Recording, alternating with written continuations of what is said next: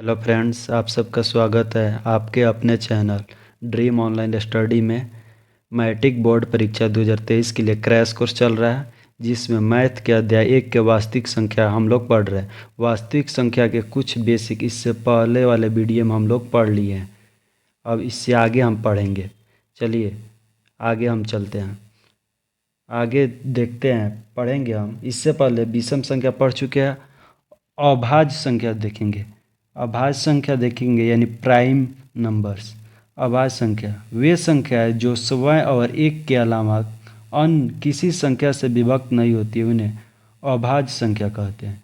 यानी देखिए, जैसे दो, दो क्या है, एक, ये इसमें एक से और दो से ही भाग लग सकता है, इसके अलावा तीसरी कोई संख्या इसको विभक्त नहीं कर सकती। तो हम कह सकते हैं वैसी संख्या जो स्वयं से और एक से विभक्त हो, उसी को हम अभाज्य संख्या कहते हैं। जैसे 13, 13 को देखेंगे, 13 में एक और 13 से ही भाग लगेगा, दूसरा कोई संख्या इसको विभक्त नहीं कर सकती है।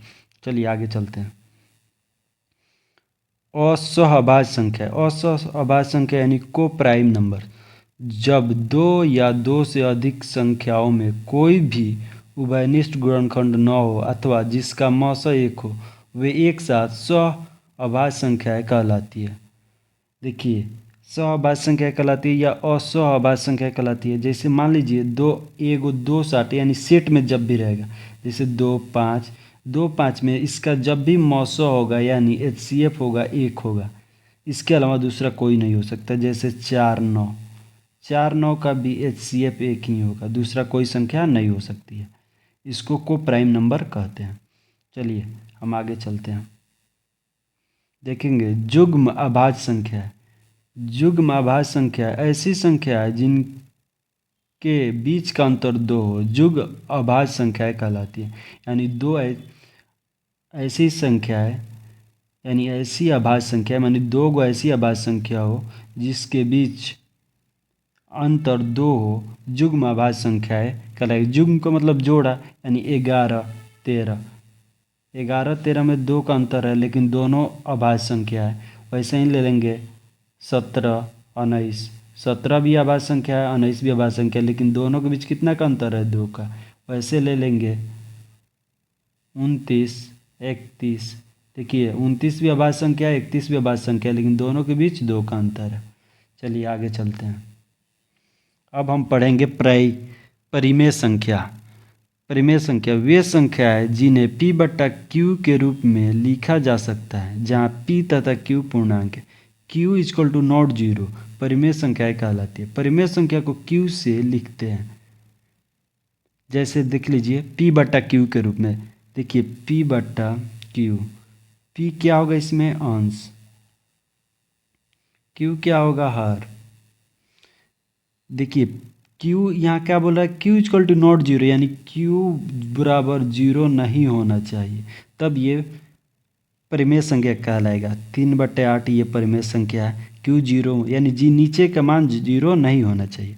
देखिए, और इसमें ये भी होता है परिमेय संख्याओं को, देखिए यहाँ कुछ मोस्ट इम्पोर्टेंट पॉइंट है। परिमेय संख्याओं को दशमलव निरूपण या तो सीमित होता है या असीमित आवृत्ति होता है। सीमित होने का मतलब हुआ जैसे 3/4, 3/4 में भाग देंगे तो इसमें 0.75 बार में पूरा पूरा कट जाएगा, इसको सीमित बोलते हैं। अगर आपको दे दिया जाए 11/3, इसमें भाग देंगे तो ये सीमित नहीं होगा, 3.66 आते रहेगा, इसको हम बोलते हैं असीमित आवृत्ति, यानी 6 का ही लगातार आवृत्ति हो रहा है, इसको असीमित आवृत्ति बोलते हैं। चलिए आगे चलते हैं।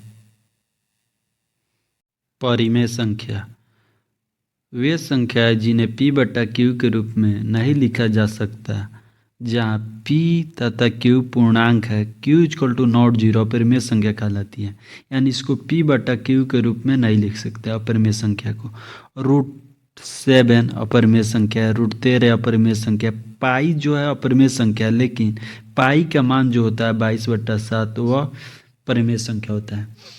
एक और इसका अपरिमेय संख्या का गुण होता है, अपरिमेय संख्या अशांत अनावृत्ति होता है, यानी कोई संख्या लिखा हो 4 3.4 7 6 8 ऐसे करके लगातार आता रहता है, उसे अपरिमेय संख्या कहते हैं। चलिए आगे देखते हैं। वास्तविक संख्या है।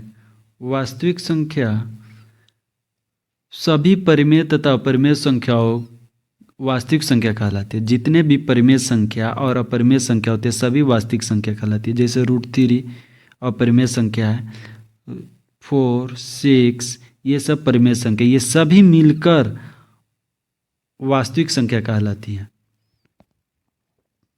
चलिए आगे देखते हैं।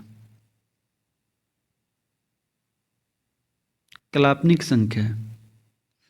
काल्पनिक संख्या ऋणात्मक संख्याओं का वर्गमूल लेने पर जो संख्याएं बनते उन्हें काल्पनिक संख्याएं कहते हैं। ऋणात्मक संख्या, मान लीजिए -√2 का ऋणात्मक, ये संख्या का वर्गमूल लेंगे √-5, √-6, इस सब का जब वर्गमूल लेंगे ये सब काल्पनिक संख्या कहलाती है। इसके बारे में ज़्यादा नहीं जानेंगे, ये अगले क्लास नेक्स्ट 12 क्लास में जानना है। चलिए आगे देखते हैं।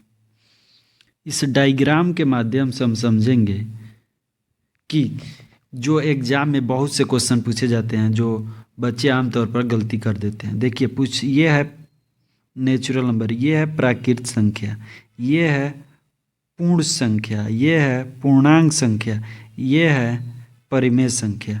ये क्या है? परिमेय संख्या। ये क्या है? पूर्णांक संख्या। ये क्या है? होल नंबर, पूर्ण संख्या। ये नेचुरल नंबर, प्राकृत संख्या। रेशनल नंबर यानी परिमेय संख्या। देखिए जितने भी प्राकृत संख्या होते हैं ये सभी प्राकृत संख्या हमेशा पूर्ण संख्या हो सकते हैं। सभी पूर्ण संख्या हमेशा पूर्णांक संख्या हो सकते हैं। सभी पूर्णांक संख्या हमेशा परिमेय संख्या हो सकते हैं, लेकिन सभी परिमेय संख्या हमेशा पूर्ण संख्या, पूर्णांक संख्या या प्राकृत संख्या कुछ भी नहीं हो सकता है। ये सभी मिलकर यानी वास्तविक संख्या के अंतर्गत परिमेय संख्या, इंटीजर नंबर, पूर्णांक संख्या, पूर्ण संख्या और प्राकृत संख्या सभी आते हैं।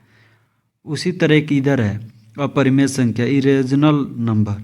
इरेशनल नंबर जो है अपरिमेय संख्या, ये भी वास्तविक संख्या के अंतर्गत आता है, लेकिन ये परिमेय संख्या, पूर्णांक संख्या, पूर्ण संख्या और प्राकृत संख्या के अंतर्गत नहीं आता, ये इससे अलग है। चलिए आज की वीडियो में इतना ही, फिर मिलते हैं नेक्स्ट क्लास में ऑब्जेक्टिव क्वेश्चन के साथ। Thank you.